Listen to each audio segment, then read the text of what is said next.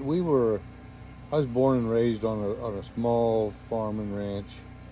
Uh, when I left home, I was away from that type of life for 15 years. Mm-hmm. Went to college, rodeoed, and we worked at a feedlot. And then I quit the feedlot because I couldn't stand it, and went to work I opened a solar energy store, a retail store. Okay.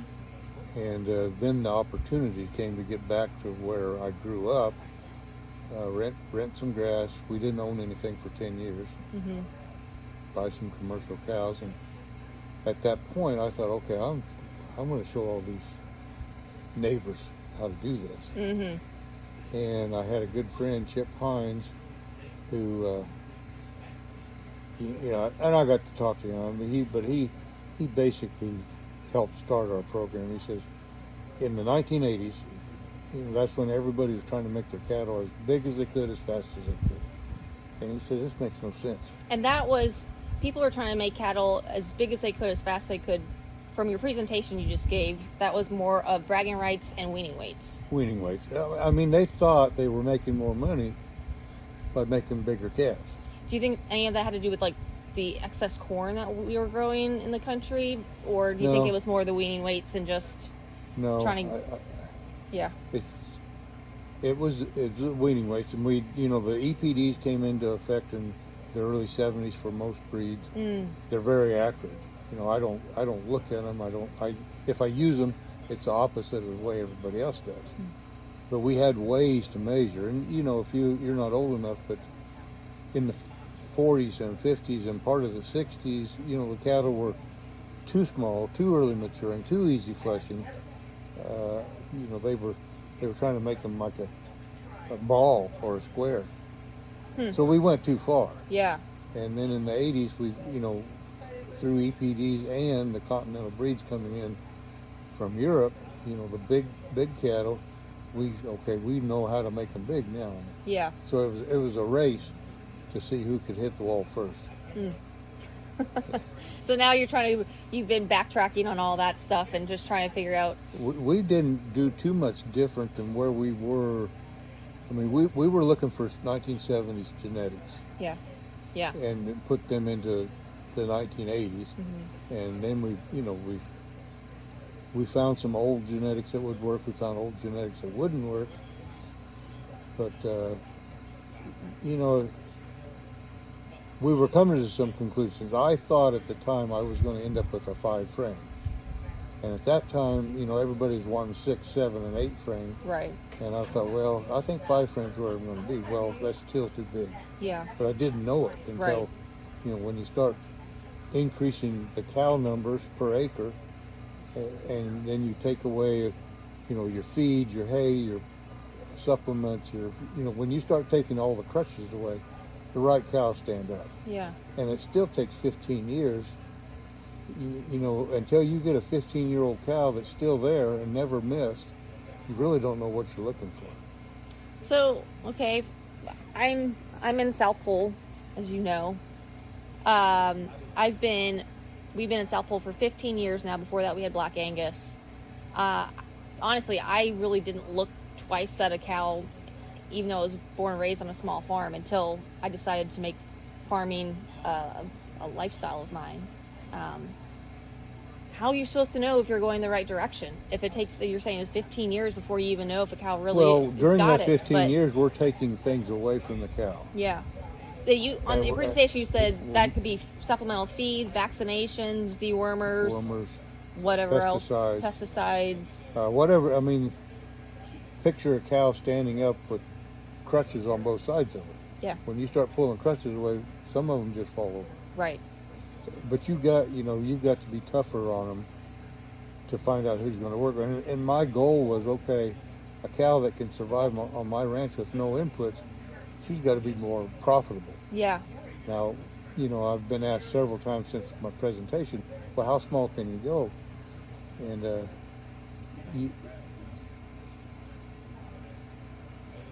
3-frame cow will produce more pounds per acre than a 5-frame, given. A low line or Aberdeen will produce more pounds per acre than a 3-frame. a herd of ewes will produce more pounds than a low line, and rabbits will beat them all. Right. But if you don't have a product that can sell, Right. it doesn't matter, you know. Right. So we stopped at a 3 to 4 frame because that's still very marketable in the commodity business. Mm-hmm. And I've had some 1 and 2 frame cows, perfect cows, but you can't breed them to 1 and 2 frame bulls because now you got something nobody wants. Right. So optimal that you found is 3 to 4 framed animals. That's cow and bulls, that frame size. What other traits would you classify as being a profitable cow? What other traits are you looking for when you're selecting for females that are like, yep, these are staying in my herd? Well, it's hard to look at a cow and say low maintenance. Yeah. But that's really the most important trait. Now, as I said, frame score is very indicative of low maintenance. Okay. More so than anything else that I know of, except maybe fleshing ability. But, you know, the cows that can stay fat when the whole rest of the herd is losing weight, you know, she's got the fleshing ability. Yeah. She's probably shorter. The other things I almost ran out of time to do, but hair coat is critical. You know, it doesn't matter what breed, what age, you know, the cattle that can shed off the quickest and the most complete in the spring, they will always be your best cow. Even in northern climates, Even you're still looking for cows that can slick off. Even in Alberta. Okay. Okay. I mean, they grow hair in the wintertime. Right. But I want an animal that's adapted to her environment and is the endocrine system is right, everything's right, has a good haircut. Yeah. Okay. You know, we evaluate and score our bulls for hair coat in the summer, but I could do it in the winter if I wanted to. You know, a good hair coat in the winter is like it's a vibrant teddy bear thing, something you want to cuddle. Yeah. You know, if it's kind of dead or dull, and right, that's not a good haircut. Do you look at udders at all when you're? Yeah. I mean, that's a kind of a no-brainer. That's a huge one for us. You know, when I first got to the ranch and got in the cattle business, I started AI breeding to some of the, you know, I asked the AI people, okay, what's the most popular bull? Yeah. I was using the most popular bulls, and even as 2 and 3 year olds, we had blown out udders. I said, you know, that's not right. That's not going to work. So, you know, we do pay attention to that. I think it's important. And unless you know the program you're buying through, you know, go look at the cow. Otherwise, you're going to get maybe surprised the wrong way. Yeah, absolutely. But hair coat's good. The wedge shape that I talked about, I think that's critical. Now, young animals don't show the wedge shape. So you're looking at like if I've got some 5-month-old calves right now in the field, I can't see that wedge shape. And for people who don't know what the wedge shape is, it's essentially females are supposed to be bigger on the back side and narrower up front, and bulls are the opposite. Right. Bigger in the chest area, narrower in the hips. As you look at a cow sideways, she should get deeper and deeper and deeper from the head to the rump. When you look at her on top, the same thing, she gets wider and wider. Wider, okay. A bull is going to be just the opposite. He's going to be wide in the shoulder and narrow in the hips. Just like humans.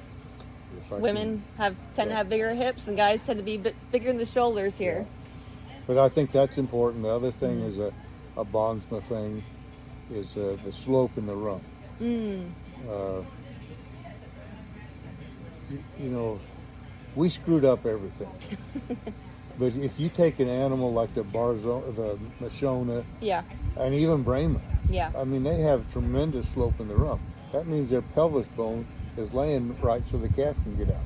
Now, if you have a level hip from the hooks to the pins, that calf's got to go up and back out this way. No animal was ever born that way, but man can make them that way. Right. Yeah, and then they wonder why they have all these calving issues. Yeah. Right. Okay. So that's a lot of good advice, I guess, for folks who are looking at trying to find that profitable cow for them. What about weight? Does weight come into play, or do you base it more on frame score? Obviously, cows need to have a good body condition, or else they're not thriving.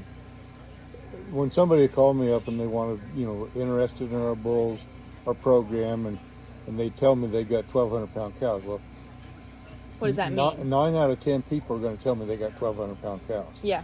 It doesn't mean anything until I know how fat they are and how tall they are. Right. And like that one picture of the 2 red Angus cows. Right. Same age, same weight. Mm-hmm. One's 8 to 10 inches taller than the other. Mm-hmm. You know, I've got 1,200 pound cows, but my cows are shorter than most people's 1,200 pound cows. Right. So that's early maturity. You know, that's frame score is indicative of early maturity and that. But you could have a small frame animal that doesn't have the wedge shape, doesn't have anything right. You didn't gain anything. So just small frame. Yeah. By itself is I hadn't really put that together, but small frame isn't going to do it. Yeah. But weight's probably the worst. Gotcha. I want to switch subjects just a little bit and talk about grazing, because obviously that's the other huge component of having a profitable farm. And I do want to talk about the family farm as well, but I'll hit that last. When it comes to grazing, I had a guy just come up to me before we sat down for this interview and was like, what about hay? And like, he's like, I can't not go through the winter and not feed hay. He's here in Virginia. And I was like, well, my thoughts are hay's pretty cheap right now. So if you can feed hay and have some decent cows out there, then great. You can also utilize it as a tool to increase soil fertility out there. But I know you don't want to feed hay. You just want to. I don't want a ranch or a cow that requires me to feed hay. Yeah. It's I think it's a losing battle. It's you're not going. I mean, right now cattle prices are higher than they've ever been. Right. And hay may be as cheap as it's ever been, but when cattle prices go down, hay's not going to go down anymore. Mm-hmm. So you're building a program around the wrong thing. So essentially, you're not looking at the long term of it. When prices do go back down, which they probably will, because cow prices are great right now. Yeah. But they don't stay there. No, we go in a 10, 12-year cycle. Mm-hmm. You know, they will go record high, and then we may drop 50% in 1 year when they drop. Right. And that's going to hurt a lot of people. Yeah, yeah. But building a program around hay, I understand you can use hay mm-hmm. to build your soil, mm-hmm. and you can use hay when it's critical to get through, you know, maybe a snowstorm or something. But I think probably the biggest cost factor, the one thing that keeps people from making money is feeding hay. So they should be grazing year-round. So grazing year-round. So essentially whatever your land can hold, what your optimal carrying capacity, and that's for the entire year is where you should start. And then utilize that herd to have herd impact to increase forage production in years to come. So right. Start at that place instead of if you move your cattle put the highest number in the smallest area for the shortest period of time, you're going to do amazing things. Yeah. Yeah. Especially where it rains. Right. Here in fescue country, mm-hmm. you know, most people have too many cattle, so they feed hay all winter. Well, it's cheap hay, mm-hmm. but and plus it's someone else's nutrients that you're buying and bringing onto your farm. If you sell your beta. Right. Yeah. I forgot to tell that story. Years ago, I don't think I did, but I started in North Carolina. I had 4 speaking engagements. Uh-huh. I did tell that story about the baler and track swather. I didn't hear it. Tell it again. Anyway, like 4 days, I had 4 speaking engagements, but I had all day in between to visit. They just took me around to visit some people with cows. And I noticed that most of these herds were like 20 or 30 heads, small mm-hmm. herds, not big enough to make any money, but every one of those places had a tractor, a swather, and a baler. Mm. So it's like the only difference between men and boys is the size of their toys. You know, I think that's just the way men are, but boy, you can't afford to put up your own hay. No. You got to have a really good job in town. Yeah, absolutely.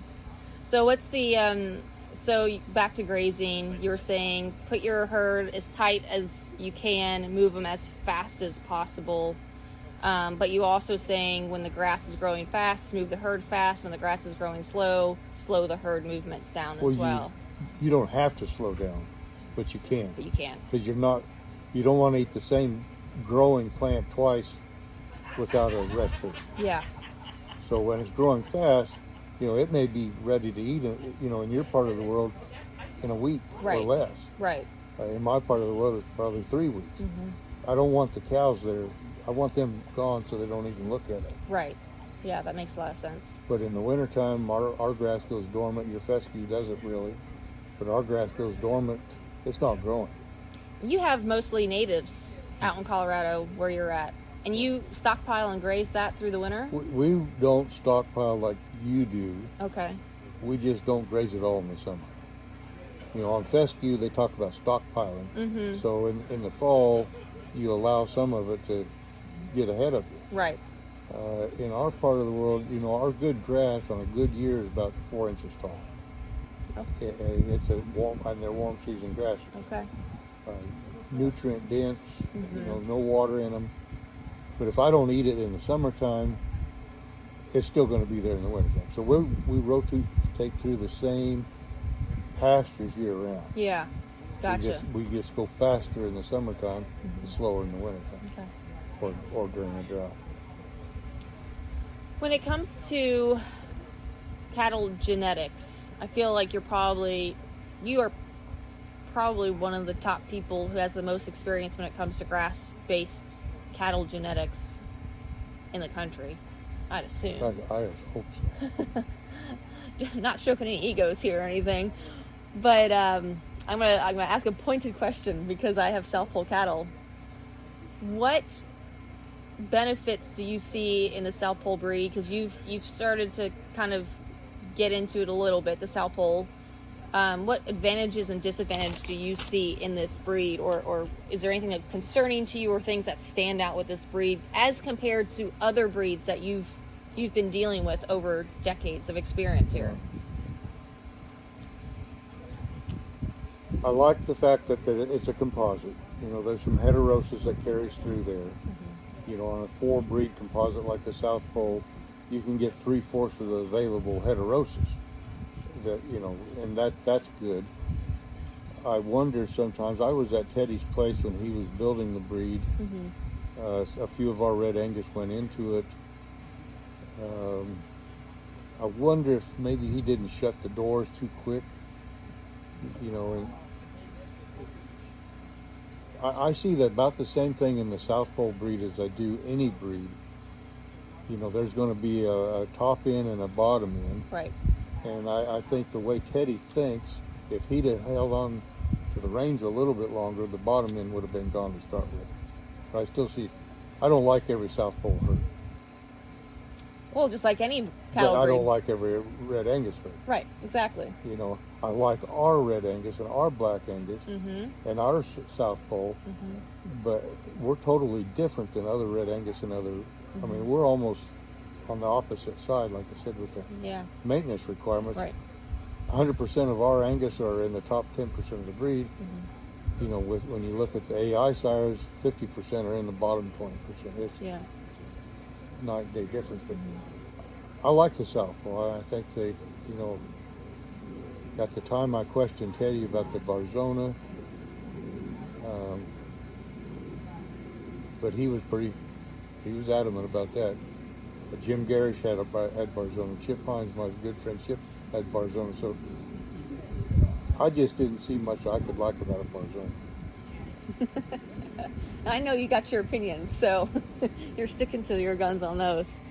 I did want to not take up too much of your time. I know you just gave a really great presentation here at Polyface for 2 hours, but the first topic you hit was very, very important. It's very important to me, being part of a family farm as well, and knowing that it's not always the smoothest thing, not even the smoothest transition. Right now, I know the family farms it's a dying thing. Like, they are going away because the younger generations just don't want to have to work that hard for as little money as they're making. And I don't blame them sometimes. Oh, I don't blame them. And Yeah. that's why I may start my talk talking about that, and then I try to show them, okay, here's how you can become more profitable, Right. make more money with less work. Mm-hmm. So, but yeah, I don't blame them. I mean, I know people my age are usually going to say, well, your generation, you just don't want to work anymore. Right. That's not true. You're just too smart to do what they're doing. Thanks. Yeah, and I think it's super important. You know, we talk about having a robust rural landscape here in America, which we used to have, 50, 60, 70 years ago when there were a lot more small farms. And having that diversity builds a very resilient food economy. And we don't really, personally, I don't feel like we have that anymore. Plus, I think being regional, being able to source food regionally is always going to have a lot more benefit for local economy, local health systems, and all that stuff. But and you announced it too, that I've kind of quit my full-time jobs to pursue a life in agriculture. Like, is that the jump that you would suggest to some people? Like, if they want to do full-time farming, I think then it's critical. it's critical. You know, you don't have to jump today. I mean, you need to have something that you can Right. go to. It took me 15 years to make that jump. Yeah. So, But too many people, if they stay in that comfort zone long enough, they never get out of it. yeah. And you know, I'm impressed that you did, and you will make it work because you have to make it work. Right. But as long as you've got an off-farm job, you're just going to plug along. And your kids, you have kids? Not yet, stepdaughter. So, but Okay. yeah. Mm-hmm. But your kids, even if they're interested, they can't do what they just don't want to. Yeah. They want a business that pays for itself, not Right. not where you have to work 40 hours in town, come back home and work 30 or 40 hours on the farm. Right. It makes no sense. No. Well, one last question for you. Do you have any advice for young farmers trying to get into grass-based cattle operations? Should they start with stockers, cow-calf operation, seed stock? Should they do direct marketing? Should they buy marginal land or try to get some really productive land first? Or just a piece of advice for someone who's really, honestly, just starting out? Because I know a lot of people want to. Yeah, and I talked to several of those people, and it's always best if you have roots somewhere where you can, somebody in your family knows a little bit. Yeah. I basically started out with nothing, except I grew up. My dad was born and raised in Denver. He's a city kid, wanted to be a cattleman. Well, he did, but he never left his job. For a long time. Yep. So when I decided the timing was right, I left a business that I had created. I guess where I'm going with this is don't try to buy land. A lot of people say, well, if I get some land bought, I'm going to get me some cows. Well, Yeah. don't do that because you can't pay for land with cows. I don't know if you ever could. We talked in the discussion, 50 years ago, ag land was average $200 an acre. Now it's over $4,000 an acre. I don't think they thought they could make money with it at $200 an acre back in that time. So don't own the land. Yeah. I say, you learn how to make money on the land, lease it. Yeah. Now you can start buying it. I started out with nothing. I didn't own anything for 10 years. Now we're running on 12,000 acres and probably 6,000 is owned. You can do it, Yeah. but you can't start out that way. So start out leasing land, Start growing a land. farm business, and then expanding from there. I don't know if it matters where you go. Yeah. I'm so impressed with the green here Yeah, that that's we very don't nice. see at home. But I had a good friend my age in Australia. He visits me every now and then. But he said if you had $10 million and you could buy a ranch anywhere in the world, where would you go? And I kind of stumbled over that. He said I'd go to the desert. And he's right. It takes less management. I guess. Your grass grows so fast, you've got to figure out how to manage it Right. and get the use out. Right. In the desert, like I said earlier, if I don't use it in the summertime, I'm going to use it in the wintertime. Gotcha. I don't have to manage it so much. Right. So I would, and there's places it just takes a lot more acres. Mm-hmm. You can't go to my country and buy a 200 acre farm and think it's going to do anything. Right. You're starved. Right. Exactly. The old homesteaders in Colorado, they gave them 160 acres. It would take probably 4 sections of grass to do what they really intended to do. And Texas started doing that during the homestead days. Okay. But yeah, every square mile has got 4 what used to be homesteads now. Oh, interesting. So I don't. I always figure up, okay, and probably the dollar price per cow per acre here is probably similar to ours. It just takes more acres. Yeah, that makes sense. Completely different environments, and obviously we're a lot more wet here than where you are. More, yeah. So if you don't use that forage, it can kind of disintegrate over time. But yeah, good advice, Kit. Thanks for sitting down with me and letting me ask you some questions, and thanks for coming out to Virginia. I've enjoyed it. Good.